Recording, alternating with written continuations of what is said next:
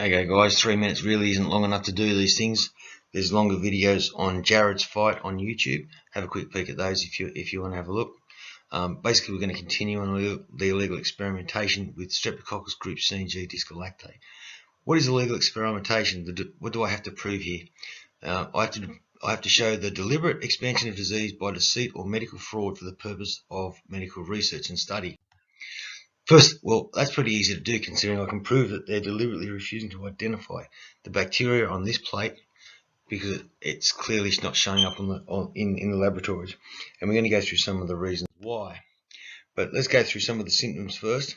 Now, this is through the case study from Bant and Spellerberg, and it's got a brief rundown of the main characteristics and the linked syndromes that go with it, or so-called immune disorders. Including lung infections or immuno-lung diseases, arthritis, osteomyelitis,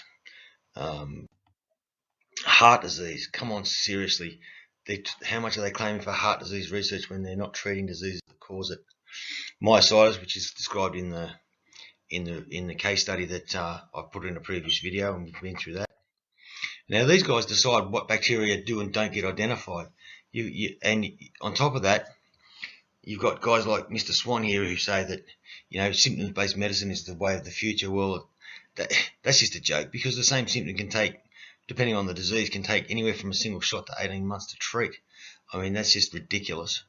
And then you've got infectious diseases who claim, oh, we can't see the symptoms. So how does symptoms-based research work instead of scientific medicine? Seriously, it's a joke. Then you've got people like Brad Hazard, who's our Minister for Health and Ethical Research. Well, he's been given the information on this, and he's done nothing to prevent any further expansion of this disease in my area, or for myself, or for my family, for anybody at all. And you take it, look who else is controlling these labs, is guys like Dr. Keat, who actually work for them and work in immunology in the interests of lung diseases and things that are directly linked to this disease. After my daughter was recently in Bathurst-based hospital, they sent her home again, refusing to do anything in the ways of testing for this bacteria unless they get to cut her open and cut chunks out of her. It's a joke. And they want to threaten lives in the middle of a pandemic. They can get stuffed.